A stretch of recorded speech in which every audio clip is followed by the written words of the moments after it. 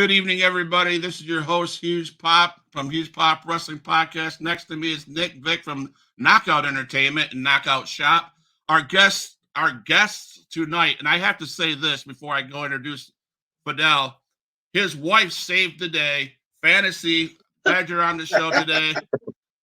And then we'll talk about our other guest, Fidel. He has been trained by Hiro Matsuda. He started his professional wrestling career in 1978. His career would move throughout the Carolinas, the Mid Atlantic Championship, NWA Georgia, Puerto Rico.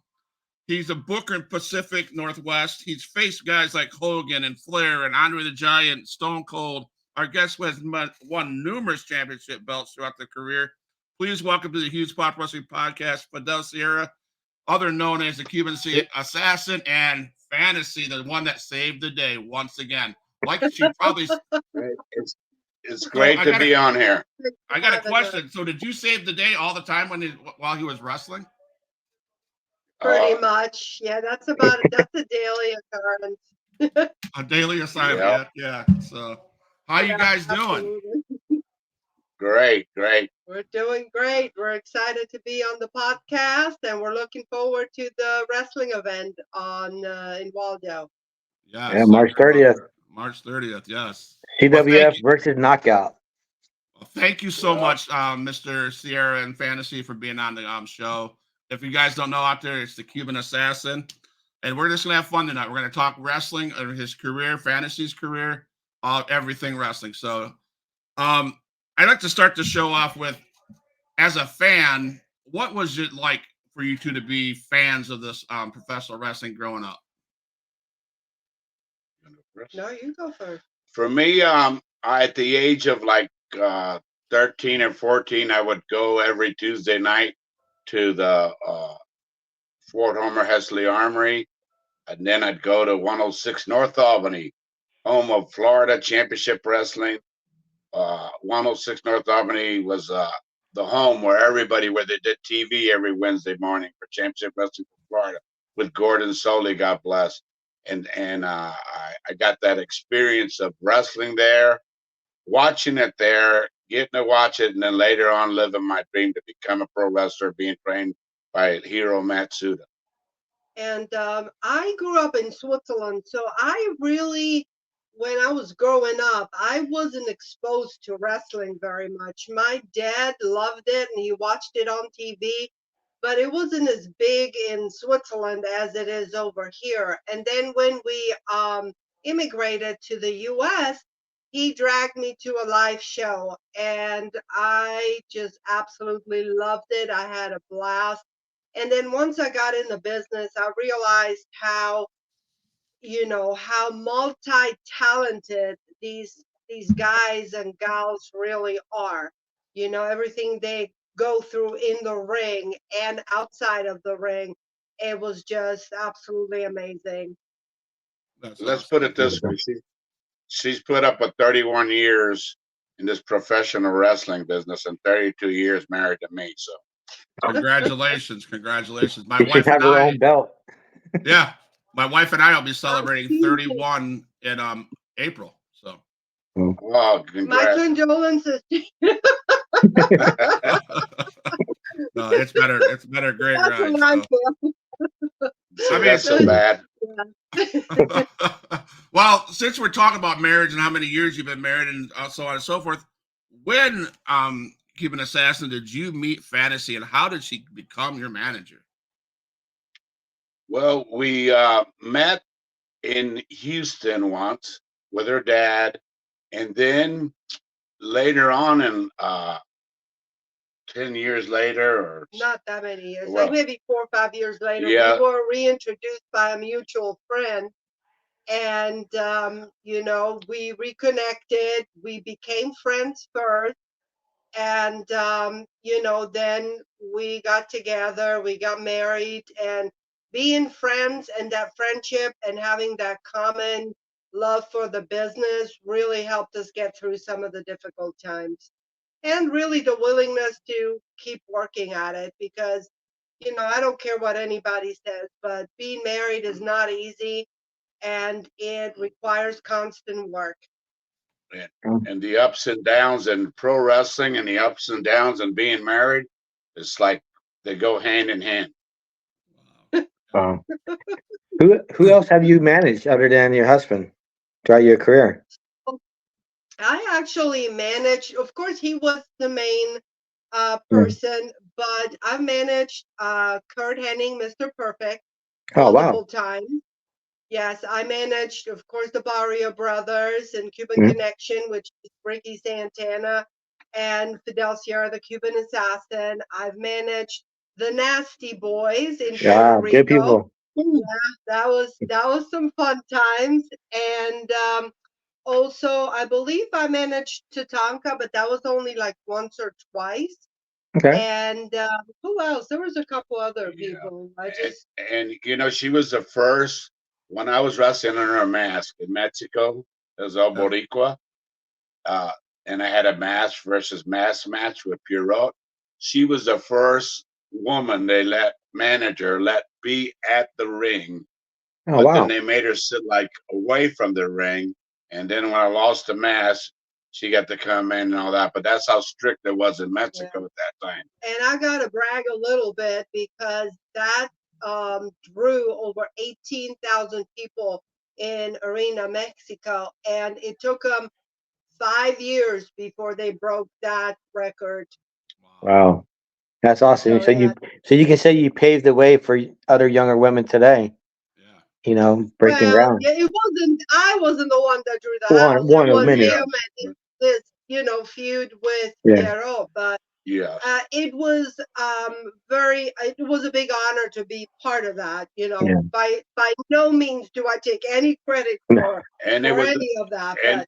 And it was also a big part of being Los Boricuas before this. The original Los Boricuas was Ricky Santana, Miguel Perez Jr., and me as El Boricua. And then later on, they did it in WWF, but we were the original ones. Okay, nice. So was he the hardest one to manage, or? I'm sorry, what was that?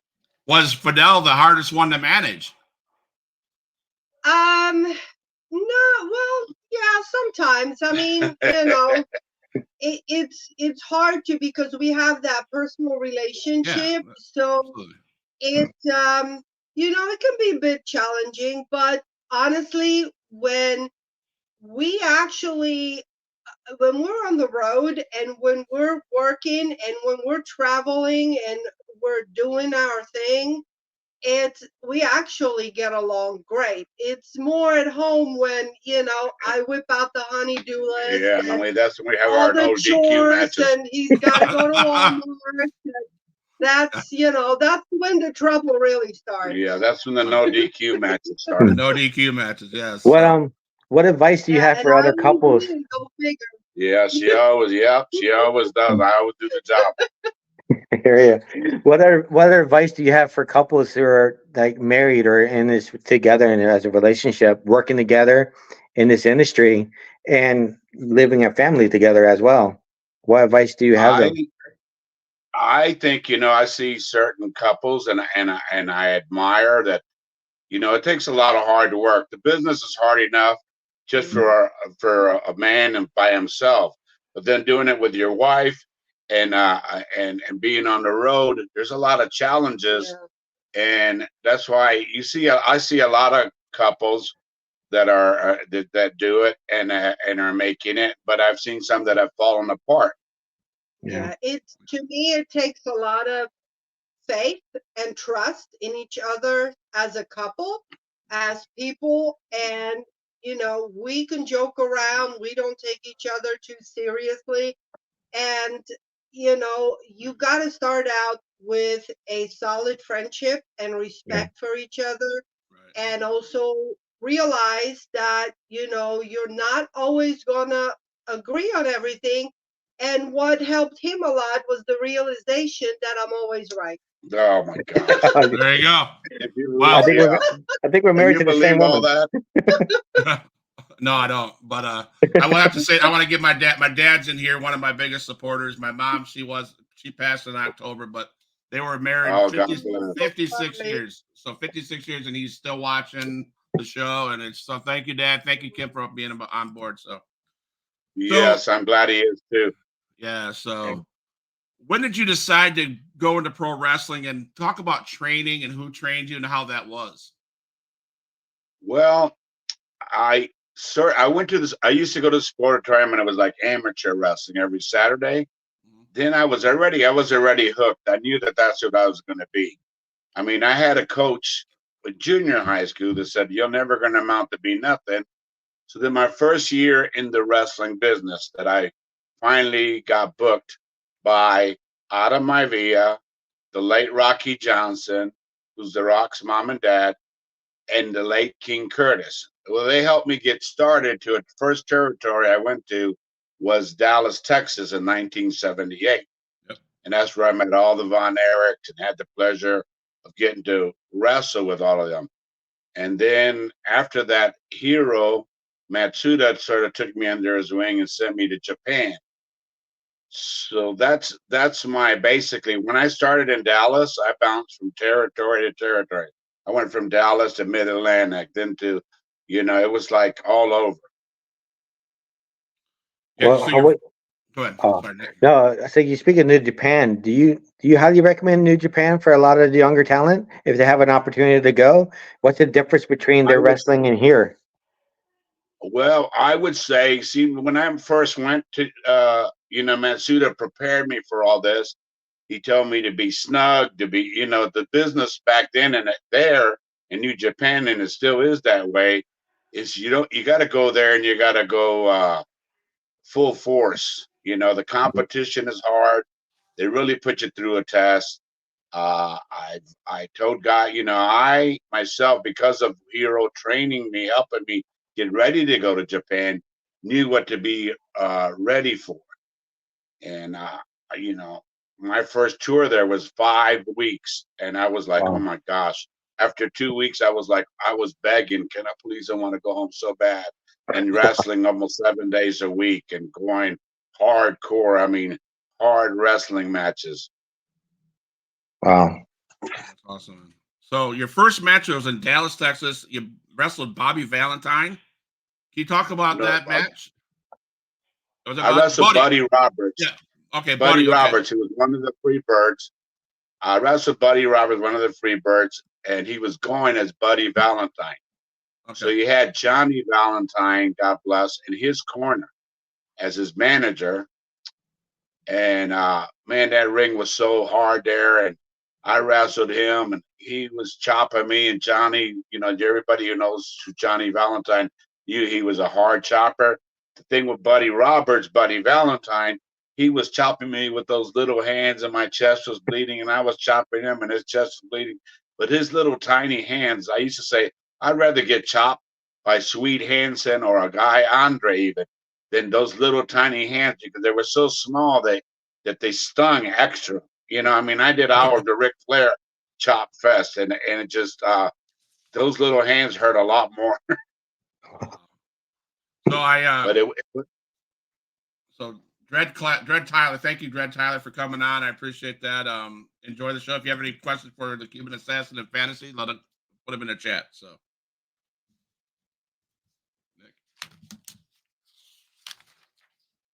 Nick. Nick, you got something? Oh no, Yeah. it's Rick. You're talking about Ric Flair. Have you still in contact with Ric Flair? You guys still talk old days? I've seen him here and there. God bless. The last time I seen him was at Rocky Johnson's funeral. Yeah. But every now and then I'll shout out to him and stuff. And he was supposed to go to. We were at Hulk Hogan's birthday party last year.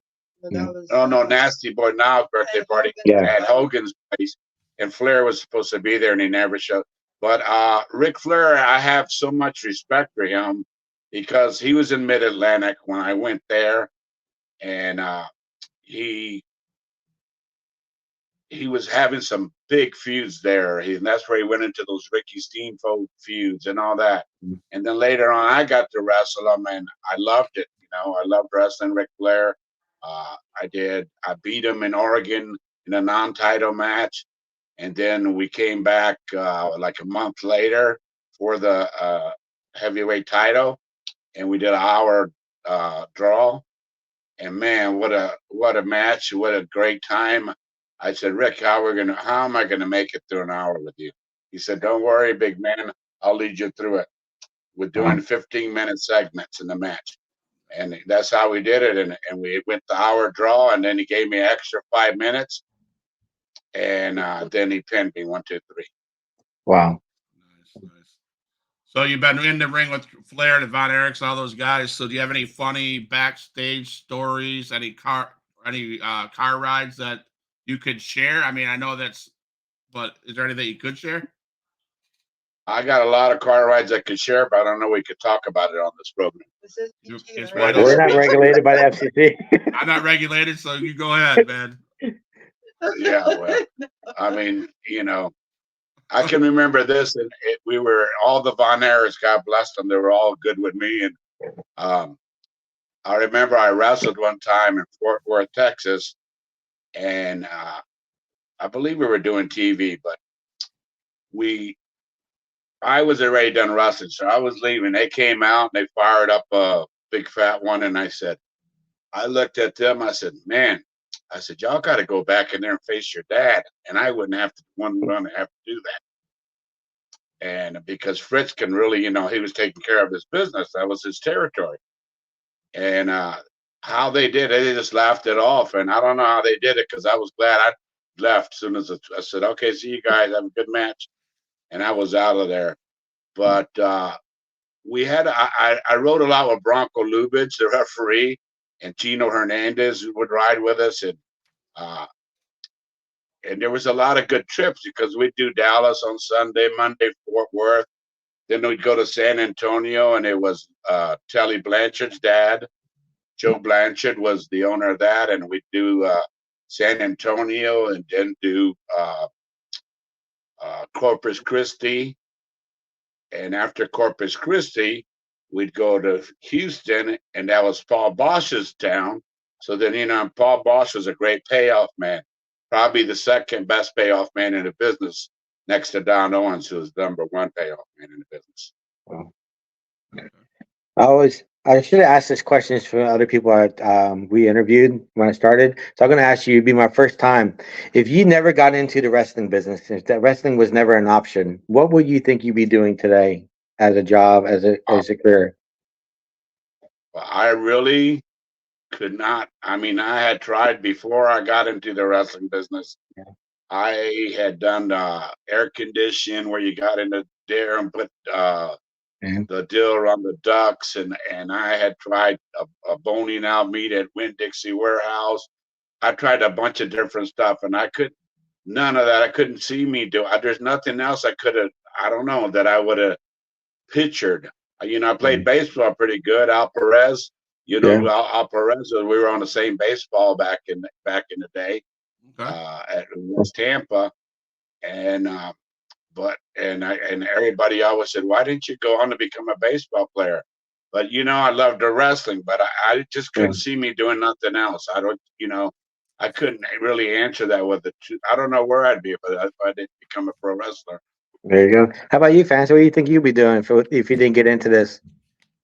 Well, it's really, that's a very good question. I knew growing up that I was not looking forward to the 9 to 5. That was not me. A lot of kids were like, oh, I can't wait to start work. I can move out, and I'm like, what is wrong with you people? You've got it made. You don't have any bills. You just got to go to school. So it wouldn't have been something 9 to 5. I really enjoy writing. So maybe I would have gone into that area, or I would have done something with psychology or with animals. It's really hard to say. There really wasn't anything specific that I wanted to do. I ran a couple of businesses. We did a lot of traveling. You know, I just knew 9 to 5 was not my dream, whatever area that was going to be.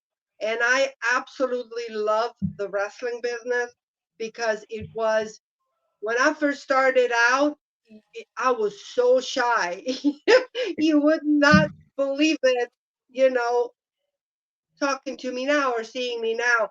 But back then, and overcoming my own you know, fears and drawbacks and the things that, you know, getting out of my own comfort zone, really. That was, um, wrestling opened up a whole other world for me, gave me a lot of experiences. I got to meet so many wonderful, interesting places, I mean, people, and visit so many unique places that I don't know what else I could have been or done that would have been better than this. Yeah, but I could tell you Wow. this part is she's not gonna.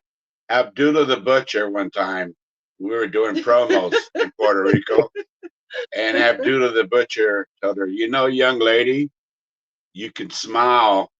Okay, what he's not telling you is that that was my first trip to Puerto Rico.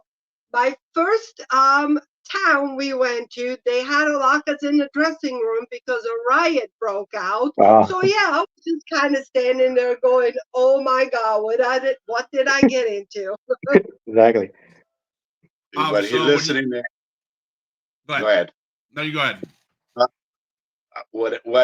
what the funny part is what Abdullah really did, and another funny thing that happened besides with Abdullah, we'd go to a place called Calle in Puerto Rico, and they'd have this moonshine there that they would bury in the yards in Puerto Rico, keep there Oh, for here we years. go. So I remember the Wyndhams are there, Barry Wyndham, Kinder Wyndham, uh, and she just they So one of the guys offered Barry Windham a swig of the moonshine, and he wasn't quite sure, you know, about the whole thing. So I said, "Oh, can I have some?"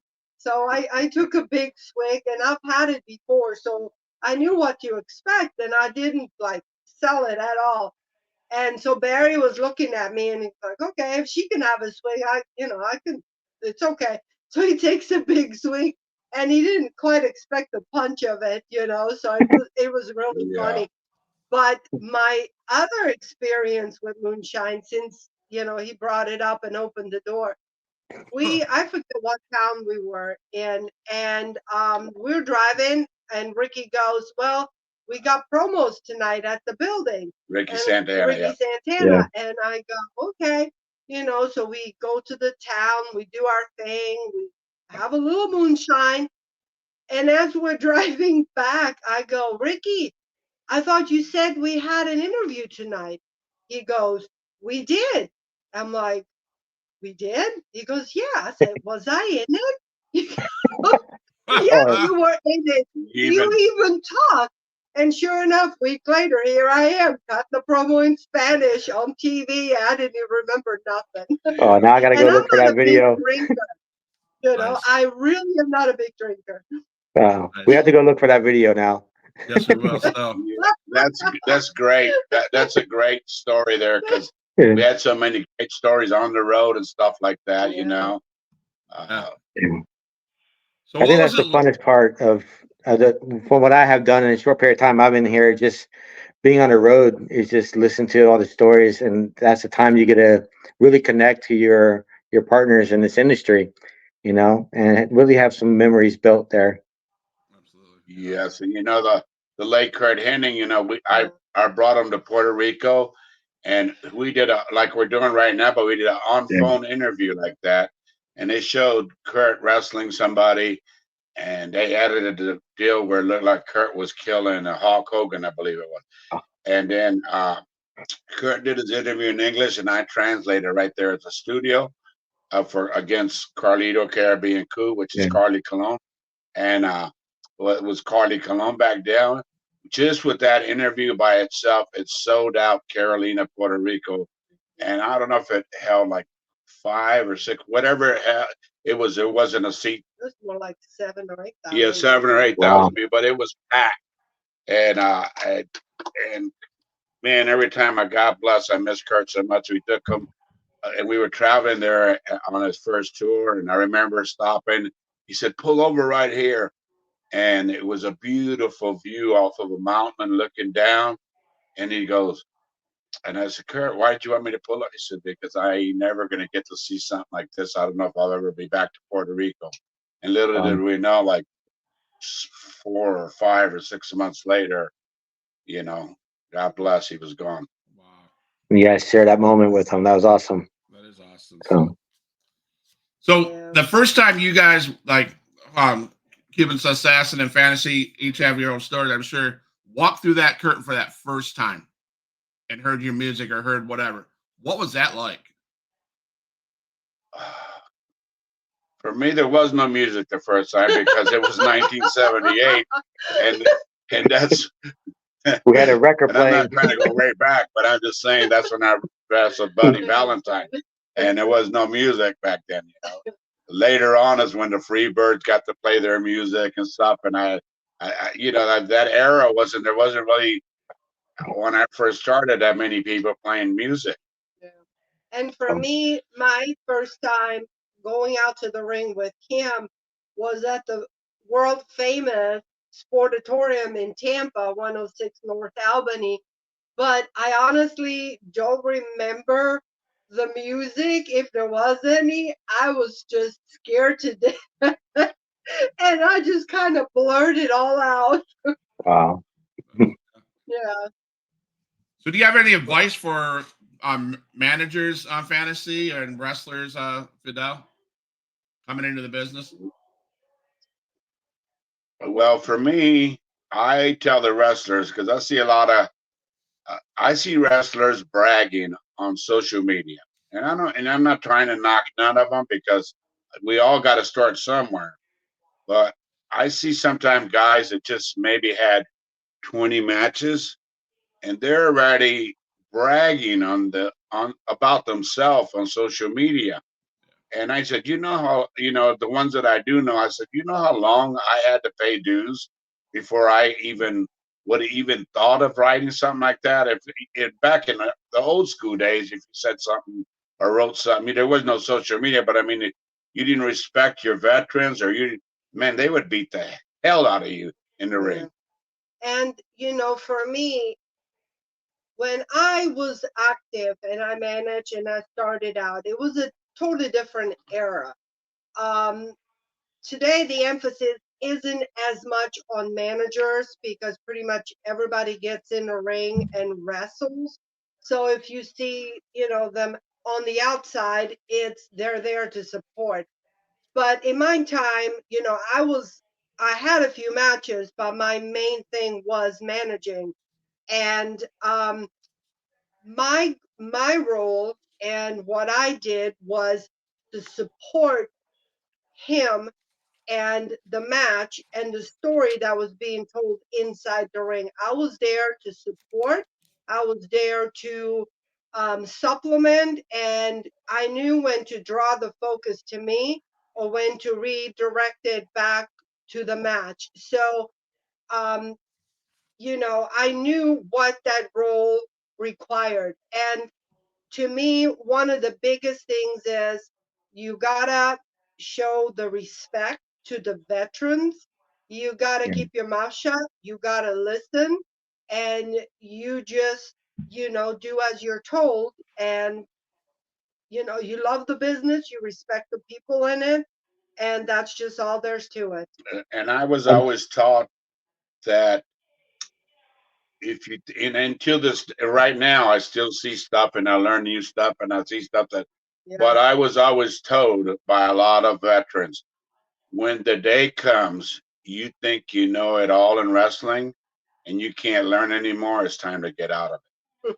And I always looked at it that way, you know, because I always, no matter what, I'd go to different places and I'd learn something new. It was because I didn't have a big head, or I didn't just think, okay, you know, I already know it all. No, I wanted to learn more and more and more about the professional wrestling and my craft and what I was doing 7 days a week. And not just that, you know, for him to have been in the pro wrestling business for so long, he evolved with the business. He took the good things from the past, but he also incorporated the things of the present. And there's got to be a healthy mix between, old and new and upcoming for it to, make sense. And he's always been very good at that. He wasn't stuck in the past where he will go, okay, this is not how we did it. This is not, that's right. he's always open for new ideas and new ways. And he literally studies the business and is still very much involved. And I've always, if you mix the old with the new, with this and that, and you put it all together, you could come up with your own great. I always say, I wish I had an hour TV show, because I'd mix old stuff with new stuff, and I'd make chicken salad out of chicken shit. That's basically, but that's, that's just the honest truth. I wish everybody, the newer guys, and I'm not saying all of them again, and even some of the veterans that think they know it all. No, you don't never know it all. And the younger guys, you need to listen and keep on learning and keep on learning. Because if you want to make it longevity in this business, which is a lot harder now, because if you don't get picked up by one of those giant companies, you gotta try to do your best local shows, and that's why I support every local independent pro wrestling. I love it because you gotta. That's the only. That's what you got going for you. So you really got to put your dues, pay your dues that away, and hope that somebody notices you and says, "Hey, I just seen Joe Scarpa, whatever, and he did such a great match, and he was so good. Somebody should take a look at him, and you never know. AEW, WWE, NWA, whatever. One of them might just like you, and you might get a break out of that. And it's not just about, your in-ring ability, but it's also character development, promoting yourself, and also being able to be good on the mic, cut a good promo, and just connect with your audience. I agree with everything because I've been very, very blessed working with Tim up there in Waldo. I was able to work with stuff like Jimmy Hart, yourself. I had an opportunity to meet Bob Cook, Brian Blair. And the best thing about meeting all these people and meeting all these guys from the past and now most recent in the present too is the knowledge. You just ask the questions because if you just sit down and talk to people like yourself, they want to pass that knowledge on to you because you're the future. I'm not a wrestler by no means. I don't wrestle, but I promoted shows and I'm always been a good fan and I love this. So in order to be a better promoter, you have to learn from those who used to promote, and otherwise you're just gonna. Jimmy Hart is great at that. Yes, he's so good. He treats everybody. Jimmy Hart is the most respectable. One of the most respectable persons in this wrestling industry. Very respectful. And I think Jimmy Hart is a first class act. He just turned, I don't know how old he just turned. 80. He was, I think 80. Yeah, I think so. Yeah. But I hope so. Don't kill me, Jimmy. He don't look it.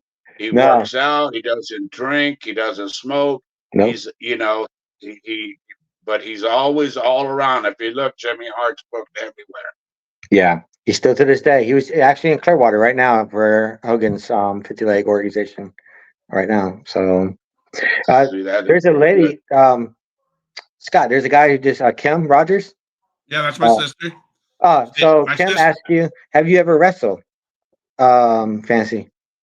Have you had matches? I've had a few matches, but I never really. My role was more as a manager, but I have gotten in the ring. I've taken some bumps. I've had a few. I had a tag team match in Puerto Rico against Black Rose and La Rosa Negra, and I think I even had a match against Sunny in Puerto Rico. One of the girl wrestlers didn't show up, so they just kind of threw me in there. I do regret not having trained a little bit and gotten in the ring more often. but then on the other hand, I don't. Yeah. Because despite of what everybody thinks, it hurts. It's not an easy, it's the ring bounces, but it is a very hardcore profession. And, so I stayed outside the ring, and that was okay. I caused enough trouble there. Exactly. I'm gonna piggyback Sure, off of. you sure did. I'm gonna piggyback off of Fidel. Like in promoting the indies. My show, the Huge Pop Wrestling Podcast, Nick and a bunch of other guys, like three or four other guys that helped me throughout the week. I tried the reactions to WWE and AEW and all that stuff, and it was just like, it felt like work, So I attended my first independent show February 2022 at Panama City with XIW, Extreme Impact Wrestling, with Adrian Whisper, Damian Wayne, Jackson Slade, John Sachs, and all those guys, Wardell Walker. And I fell in love. And I'm like, that's what I want. I want to focus on that. I want to focus on independent wrestlers. I want to focus on legends, because that's where it's at. I mean, you made a great point. If you don't shut up and listen, those are the guys that don't learn. Yeah, but some of those guys, like you just mentioned, I know some of them, and they're very respectful, and every match they have, they go balls to the wall. Yes. And I think that's great, and people like Eddie Torres and yes. like that. I see him do some Facebook rants, and people get mad at him, but a lot of the stuff he's saying makes a lot of sense. Yes. Because you're only going to learn out of the, whether it be independent or whatever, but you're only going to get out of what you put into it. And sometimes you don't get nothing out of it, even no matter how much you put into it. But you still got to keep on trying, is what I always tell the guys. Absolutely. So yeah, so that's my focus. And so as a fan, I was like, and I fell in love with wrestling all over again in 2022 because it was amazing. So my question, I guess, is to you both of you, how important are fans to you and the interactions and so on and so forth? For me, without the wrestling fans, you ain't got nothing. So to go out there and perform in front of them and give them a good match that they like, and try to get the boos and the yays and all that and mix it all up is so important, because without the wrestling fans, we're not you're nothing. They may, we may do our thing in the ring and all that, but if they're not out there, cheering you on or booing you or whatever they do, then you're not accomplishing your job. So I believe very hard that, and I respect, that's why I'm going to Waldo, Florida, and I respect what a lot of these independent promotions try to put together and try to dedicate to the wrestling fans, because, hey, if you have 100 people at one show, but you're coming back, and next time you could have 200 or 300, and you just build up and build up. But without those wrestling fans, and without giving them the right show, they're not going to come back unless you give them the right show. So I believe the wrestling fans, you need them 2,000%. Yeah, and I agree with everything he said. And I just want to briefly add that, the fans are really your gauge, your barometer, basically, on how you are doing. And to me, there's nothing more rewarding than to be able to control and evoke a reaction from the fans, whether it is as a heel or a baby face. I much more prefer being a heel. I have much more fun doing that, and I'm much better at it for some reason. I don't know. But the fans are what gives us purpose, and they're also our reward. So yeah, absolutely, they're very, very important. You're gonna love the environment up there in Waldo at the farmers market up there. Working with Tim and all those people. We do Kids Fest for the past 5 years, and it's been a great show. And mostly a lot of families come out. We have a huge Easter egg hunt, so it's one of our biggest events. I think there's over 10,000 people showed up at one time out there throughout, not all at once, but throughout the whole day. So Yeah. yeah. So being out there, you'll be able to work with those kids again and doing all that. You're looking forward to it, and it goes back to what you said: the past, versus the present today. Obviously, CWF versus Knockout. One of our youngest talents, Cole, will be the one you're facing out there. So, Yeah. show. And We're very excited yeah, about the event, and Mm, we're also we're gonna get there early because we yeah, want to meet with as many fans as possible. We'll have photo ops. We have some great merchandise. We have some classic stuff, picture opportunities with the Cuban heavyweight title, and just awesome. even if they just want to stop by and say hello, we're looking but forward to that as but well. from our opponent, Cole, is that his Yeah. name, Cole? Oh, yeah. For Cool. Cole, I say lace him up tight because you got a legend coming after you, and you're gonna have to be on top of the game. And may the best man win. And I think we'll have a great match. Yeah. And the thing is, being my first time in Waldo, Florida, it's going to be so much fun. And I just know that it'll be good time and great for the wrestling fans. Beautiful, man. We're looking forward to it. Let's see the best team win out there. Absolutely. So, and I mean, you got the fine young lady of fantasy in your back pocket. So, are you going to behave in that match, fantasy? I don't think so. All right. So what I just heard is I have to get Fun extra enough. security. Come on. I'm gonna have to get extra There you go. security to make sure that fantasy's not at the ringside because we want to make this a fair match, right? Is what you're Yeah, saying? we got to make it a fair match, but I got no control. I'll behave just a little. Yeah. I'm sure. So, So, but I am looking very forward to that, Yes. and I can't wait. And you know, again, like I say, I'm glad to be part of the Waldo show and wherever I can be. And I'm representing Championship Wrestling from Florida, from the Eddie Graham days to the Jeff Weaver, who's trying to get us started. And I respect the Championship Wrestling from Florida days, and Yeah. I want to see that brand come back out and do good. Yeah, I've been honored working with them. We just had Weaver on here last week, actually, with Brian Idol. Brian Idol has partnered with Weaver, Championship Wrestling Florida, and they're collaborating together with the NWA. So it's pretty neat to see what the future may hold there. So Yes, just yes, so absolutely. I'm sure to yes. be getting a phone call from one of those two here Yeah, shortly. yeah. Because Uh, I look at it this way: like NWA was just here, and I said, yeah, "Wow, I could have been a big part of that because wrestling for NWA all over the world, yeah, you know, I think they could have took advantage of having me and people like maybe Bill Alfonso Fonzie and yeah, other people just to do a meet and greet, not to be on their TV or take yeah, away from anybody. And it just would have added more to the show because there's so many local championship wrestling from Florida stars that live here, like you just said, Brian Blair, all these people.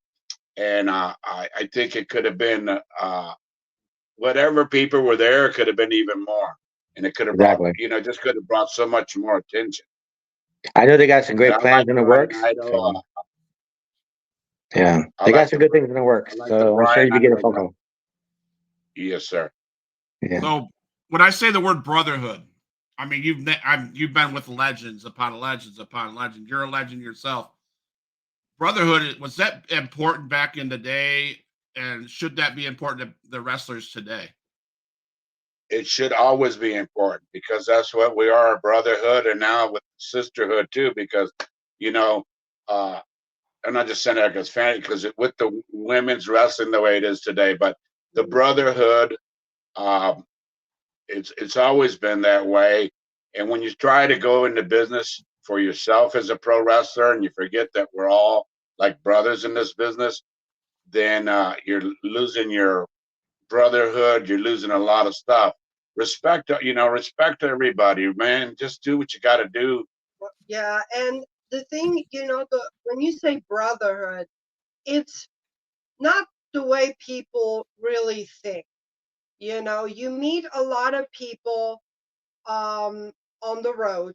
You spend a lot of time, and then you may not see each other for a year. You may not be in touch with every single person you meet all the time.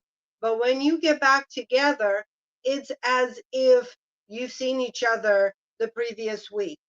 And the brotherhood also means, there's a closeness because not everybody has experienced the wrestling business, the challenges, the long trips, the hardships, the blood, sweat, and tears, the tragedies, families, and hardships, so it creates a bond, and it is very, very special and very, very unique.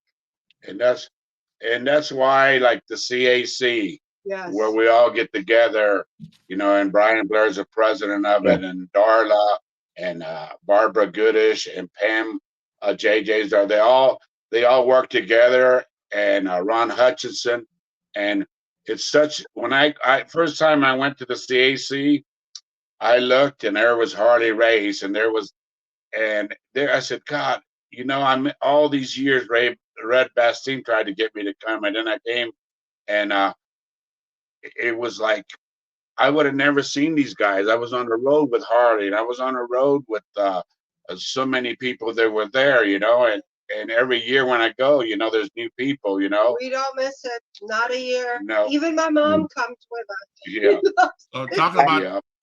the CA. Go ahead. Oh, sorry. I had a great opportunity to work with Brian Blair for the past 3 years and Bob Cook when I do the flyers and the graphics First for him. class, man. Yeah, I do all the flyers and the graphic work for the Legends Luncheon and for the past 2 years for the CAC reunion they do out in Vegas.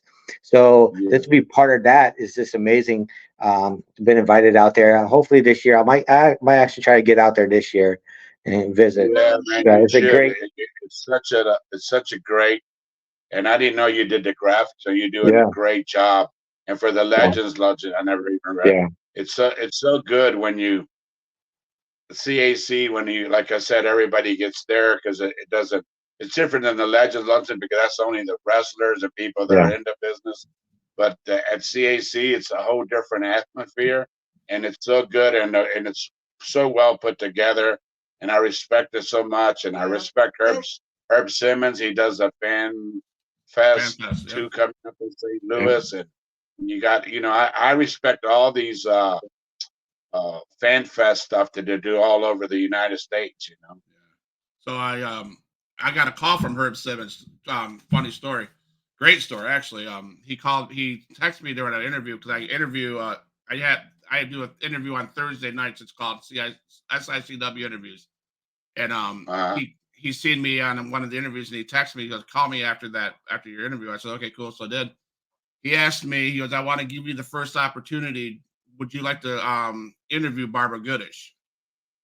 And I'm like, yeah, and all this stuff. And then he said that he really highly recommends that I try to make it out to Vegas in August for the CAC. So I'm in a process of trying to work all that out. And so talking to those guys up there, legends like you, man, I can't wait. That's on my bucket list. So yeah, I'm telling you, you'll love it. It's great.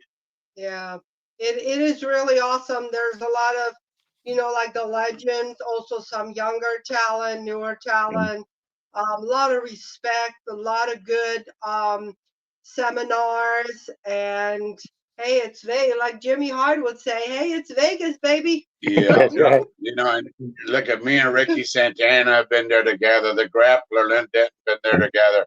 All of us. Yeah, I got inducted. Ricky got inducted.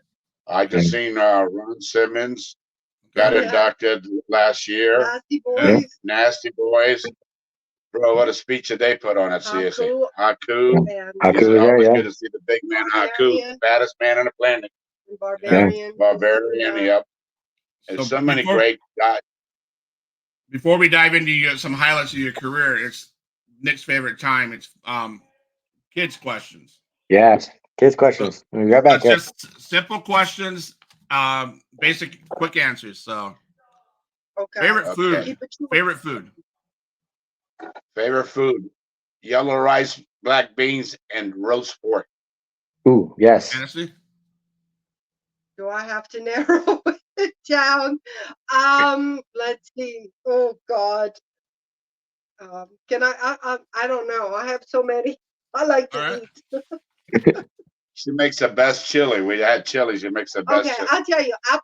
Czech apple strudel. There you go. Okay. Does pineapple belong on pizza? Some people like it. I could take it or leave it. On my half, he likes green peppers. Favorite book? Favorite book? Yes. My favorite book is the one he's about to write. There you go. There you go. The one I'm working on right now.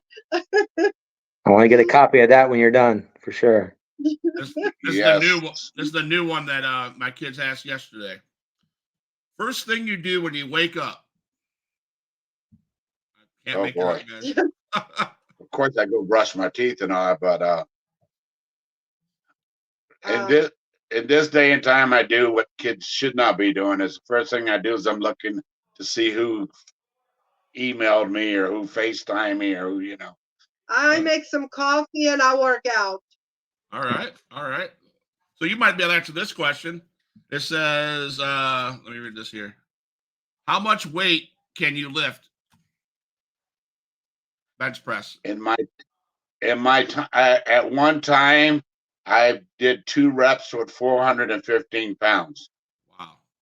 Lord. Impressive. What about you, Fantasy? I don't do heavy lifting. Okay. As a woman, I work out. I'm already strong and big boned, so I try to tone down. So I do more reps, lighter weight. Okay. Favorite animal? And you guys have pets? A dog. Okay. So my favorite animal, I have to say 2: a dog and horses. Okay. And yeah. Yeah, she And my knows horseback. favorite, my favorite dog is my friend's Rottweiler puppy, Malaysia. I am Yeah. totally in love with that. Yeah, my buddy, he's probably listening right now, Kyle Anderson And Anna. and Anna, and he does a podcast too, Total Pole Nation or whatever. But it's great.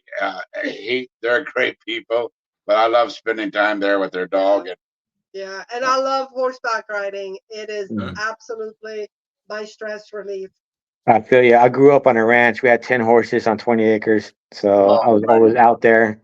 And the faster, Always the out there. better. I have a Yeah. need for speed when it comes to that horse. But God forbid anything else, I'm overly cautious.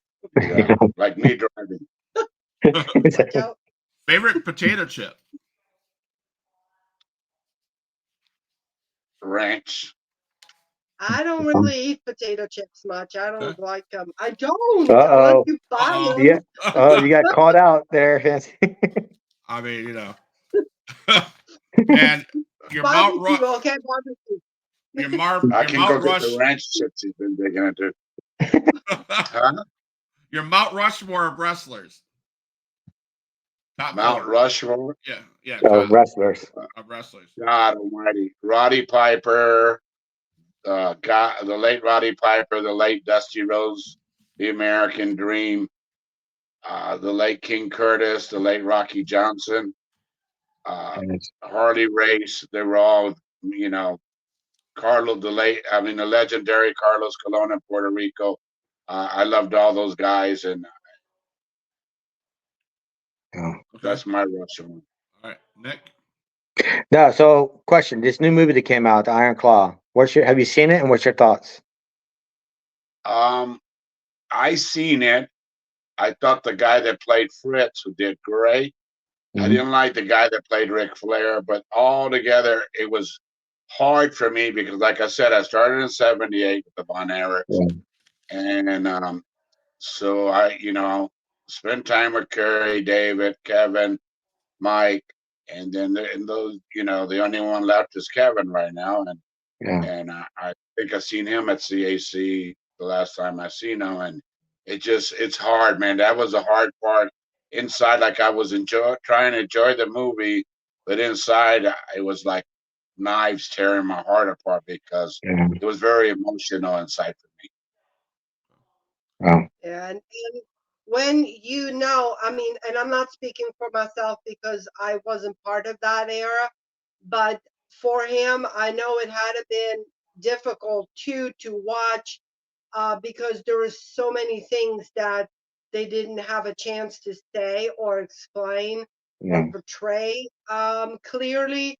So it had to have come across a little bit, lacking a lot of different things because there's impossible to get everything into a movie, and it's different when you were there for part of it than when you're just watching it as someone that doesn't know anything. But altogether, I thought they did a heck of a job, and it was very realistic. A lot of it for me, like I said, because it was part of what I did in '78 there with all them, and the sad part, Mike Von Erich wasn't on there, and I didn't understand that part because he was on a tour with me in Japan like 2.5 months before his tragedy.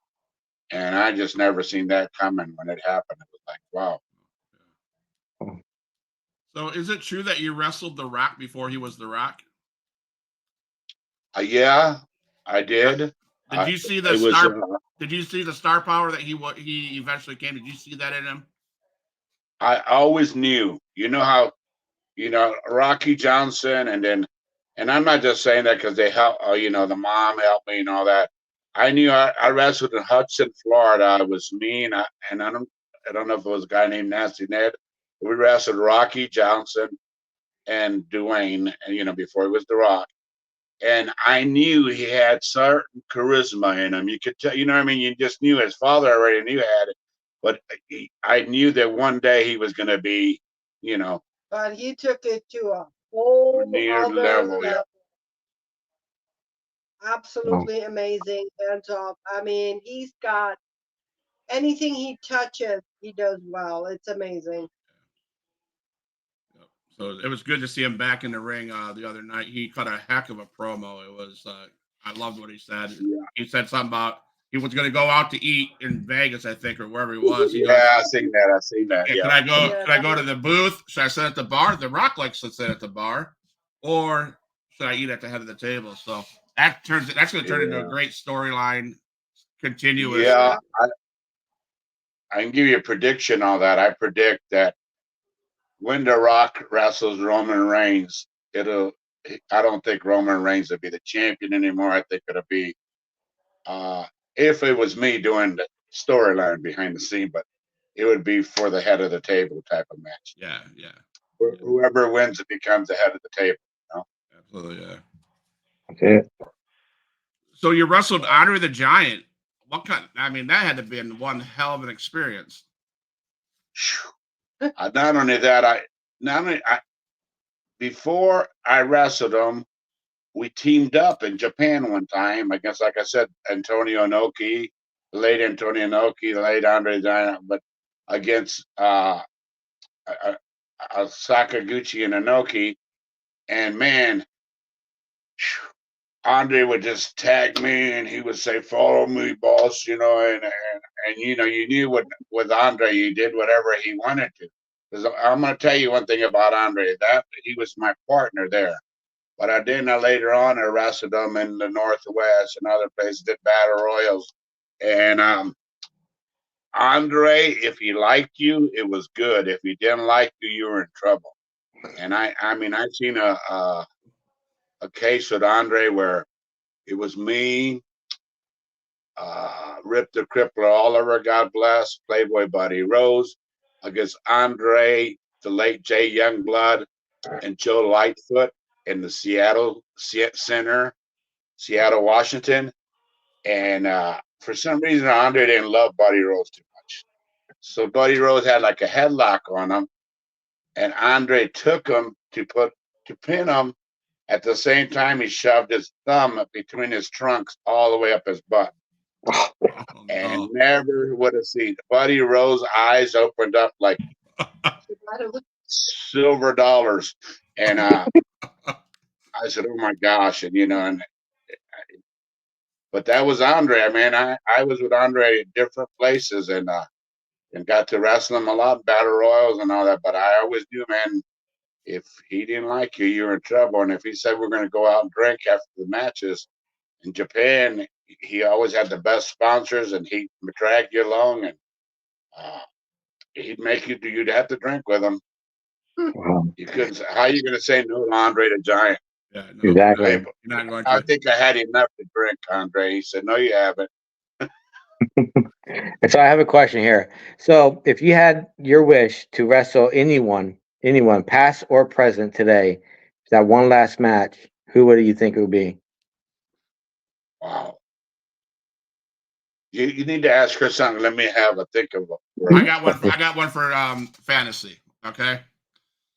Out of the managers today, and even like the Jimmy Harts and we can't, all those guys back in the day. Who do you think is the best manager in the business? That is a question that you can't almost, answer, because like there are so many greats like Jimmy Hart, Bobby, The brain Henning. Henning, there's just so many. But I can tell you, like, one of my favorites and one of the ones that inspired me was Sherry Martel. Yeah. And I really respected her work. She was a great inspiration. She was a great person, good friend. When we owned the bar in Largo, she did a celebrity bartender thing for us. And she was just always very sweet and down to earth. And, one time she told me, she goes, good girls go to heaven, but bad girls go wherever the hell they want. That's why I There like you being a bad girl. Yeah. But yeah, Sherry was just really special. But really, there's so many great managers um, that there's just really impossible to start naming them. And now for me, if I had somebody to wrestle, God bless the late Kurt Hennig. I had so many great matches with him. That's who I would love to have my last match with. He was still here with us. Beautiful. And his first sellout was in the Pacific Northwest against me for Don Owens Portland Wrestling. And we turned thousands away, and it was packed.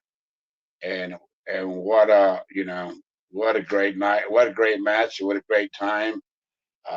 But Kurt always could have a great match with anybody. And that would be if he was still around, it would be my number one opponent to have a last match with. Awesome. Good call. Do you think that social media is ruining wrestling today? Sometimes, it's like what we're doing right now is great for wrestling.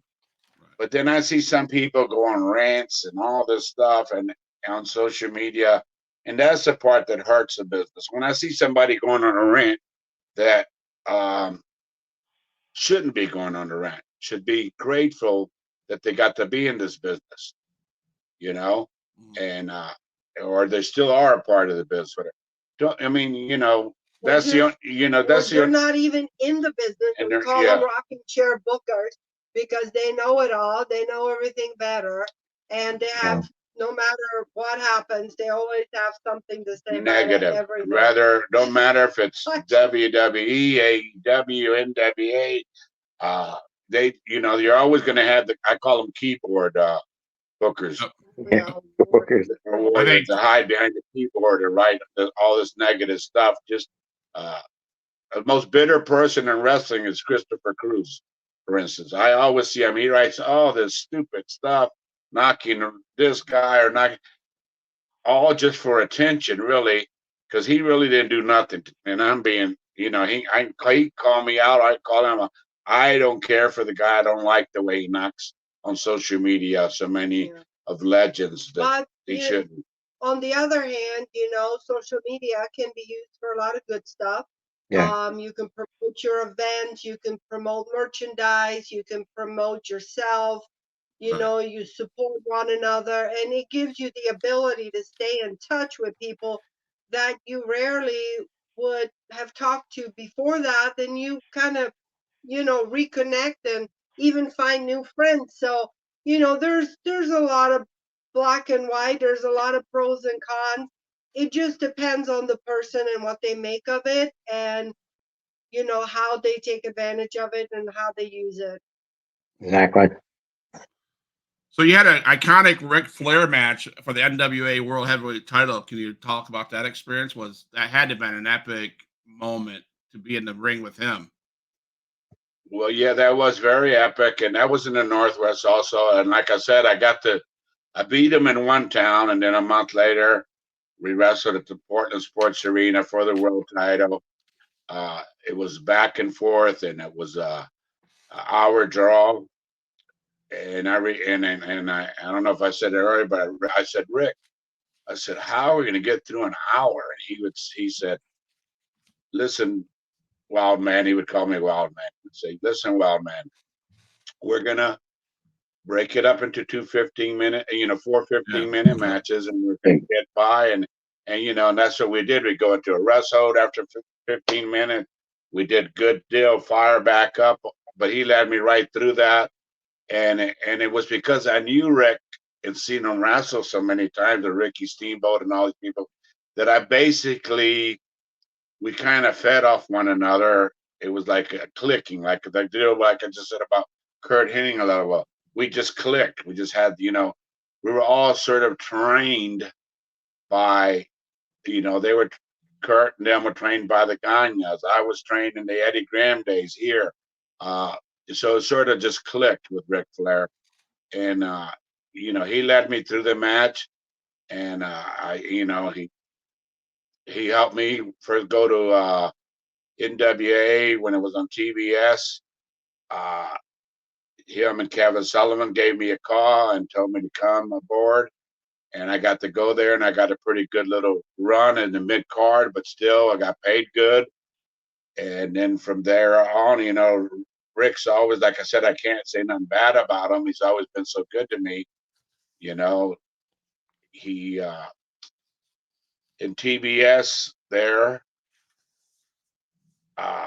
later on, Flair helped me through all that, and we got through so much. And it was like Amarillo, Texas, the first time that's when they asked me to come to NWA and wrestling there. And there's nothing bad I can say about Ric Flair. First class.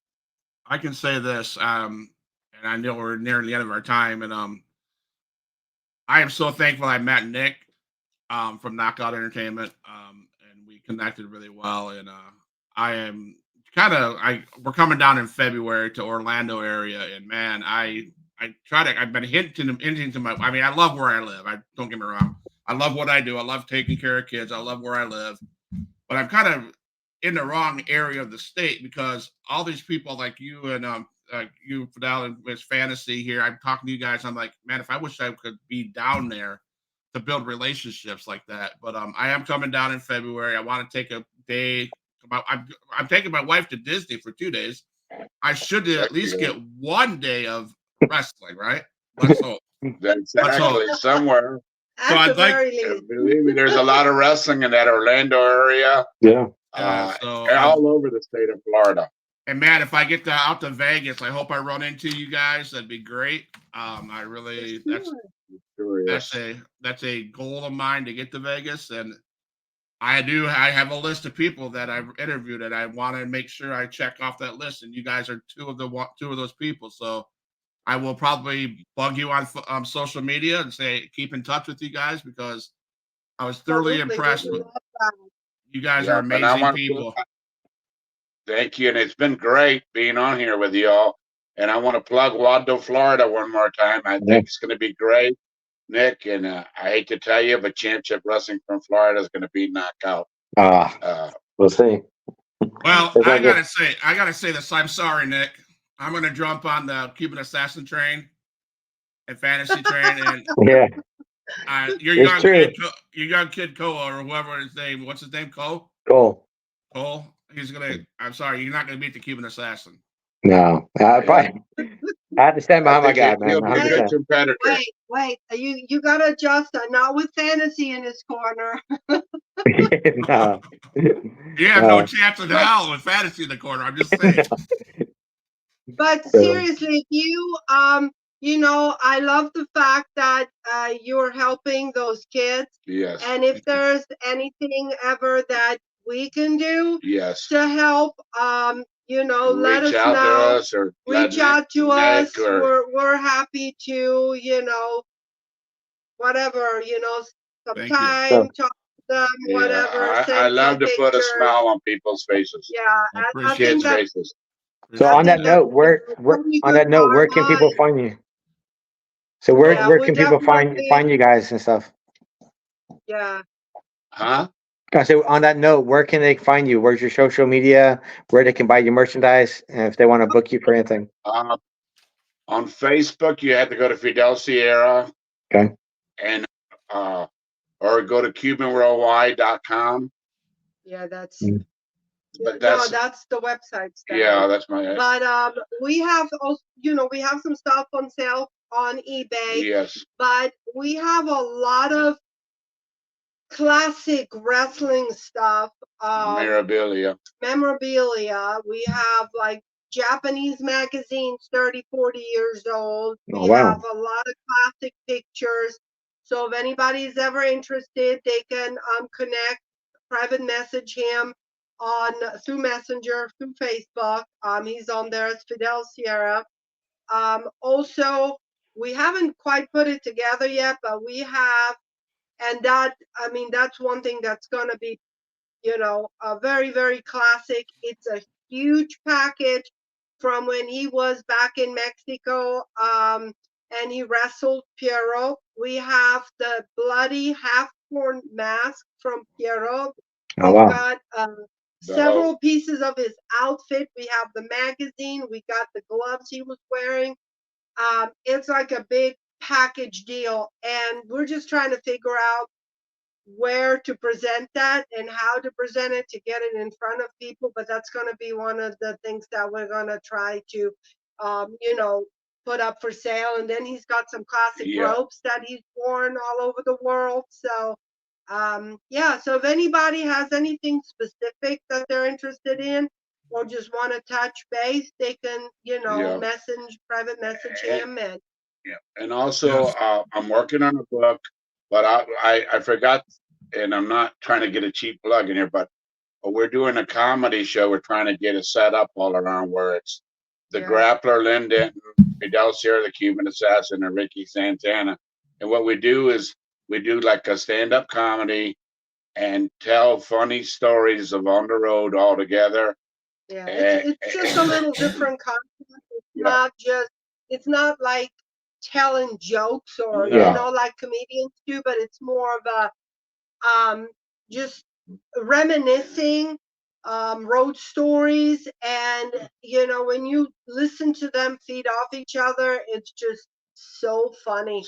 And even though I've heard most of the stories several times, it's just, it never, it's just amazing. So I'm working very hard on trying to get that. It's to find the right comedy club or the right nightclub or the right place to do that. But we are trying to get that going. I've done it a few times with Lynn Denton, the grappler in Portland, and it was very good. And we did it one time when I had my bar, me, Ricky Santana, and the grappler, and it was great. And the people always laugh. They always we always get them going. And that's what I think makes a good comedy for us. I like it. Yeah, I'll definitely attend that. Yeah, and you know, he does the events where the autograph signings and the different things. So I always enjoy when he gets booked. And you're gonna be up at River City. Get him out of the house for a day or two. Are you gonna be at River City WrestleCon? I'm trying to get on there. You know, last year I was almost on there, and then it canceled me at the last moment. So I'm trying to get on there right now. If anybody can hook me up, I have a vendor table. To be there. I have a vendor table up there this year. That's one of the big jumps I made to see if I can get a vendor table up there. So I'll be up at that event too with the Huge Pop Wrestling Podcast. So Hope to Oh, see that you, would be man. great. Yeah, I hope it works out. Absolutely. It's So, always it's always important. I want to be part of all those, and it's always come down to the money figure. But Right. then, Yeah. and I'm not that expensive, but Yeah, and everybody thinks, wow, but he's very reasonable, and he's very, he works hard, and he'll do whatever required and necessary. So definitely, if anybody's interested. Yeah. Definitely. I'll plug you on my socials as well. We'll get a flyer made out for you. We appreciate it. I'll just do it for a phone call for that yellow rice and beans and pork that you're talking about. Now that you said that, man, that's you make me stuff. you make me a bowl of that. Invite me over. I'll make a flyer and plug you. I make some good Cuban food. I There you really go. do. Yeah, she does really. Best Cuban sandwiches. Oh, she makes the best Cuban I'm sandwiches. up in the panhandle. I can't get any of that stuff down where you guys are. I'm only an hour away from you, man. About an hour, so I'll drive there. Well, everybody, and then I'll be seeing you in March, right? Yes, sir. Most definitely. Maybe sooner. So, I'm gonna close the show. Don't go anywhere. Stay logged in, okay? Don't leave the room. So again, thank you to everybody. Huge Pop Wrestling Podcast. Fidel Sierra and his wife, Manager Fantasy, Nick Vick from Knockout Entertainment. Thanks, guys, for looking. And one more question before we leave is Dread Tyler says, thank you, Huge Pop. Thank you, Nick Vick. Thank you, Fidel and Fantasy as well. Rick Santana, for all you've done and continue to do in pro wrestling. Thank you again, Dread, for stopping and being in the whole thing. Huge Pop Wrestling Podcast is here Monday, Tuesday, Wednesday, Thursday, Friday, and if I get lucky, my wife will let me do Saturday or Sunday. Who knows? But it's been a pleasure. It's been a pleasure to have you guys on the show. Again, please stay after the closing. I'd like to ask you some questions at the end. Okay? Huge Pop's out. All my dogs, make some noise up in this house.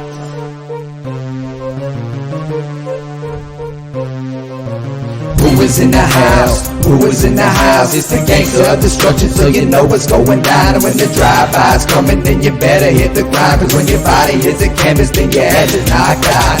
Who is in the house?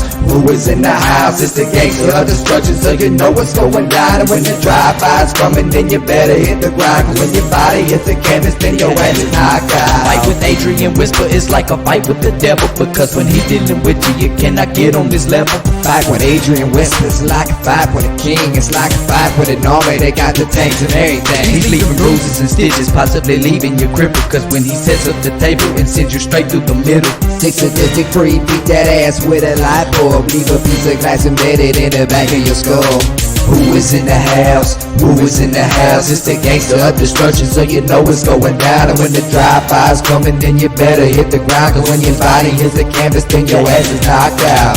Who is in the house? Who is in the house? It's the gangster of destruction, so you know what's going down. And when the drive-by's coming, then you better hit the ground. Cause when your body hits the canvas, then your ass is knocked out.